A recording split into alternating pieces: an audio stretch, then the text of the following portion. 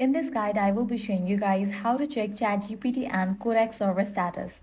Let's get started. First, launch your preferred browser. Now, in the search box, type in OpenAI server status and search for it. Different website links will appear. Navigate to this one, status.openai.com. With that, you will be directed to the official website of it. Now, here you're going to find the section of system status. Click on the drop-down for ChatGPT, likewise Codex. This page shows the real-time status of ChatGPT, Codex, APIs, and other OpenAI services. As you want to check the server status of Codex, navigate to the drop-down for Codex. You can see the green check marks. That means servers are working normally.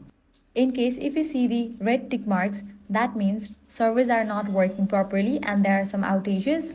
As it is showing green, that means servers are operational. They are working normally. So that's it. This way you can easily check the ChatGPT and Codex server status. If this guide was helpful, do not forget to like, share, and subscribe.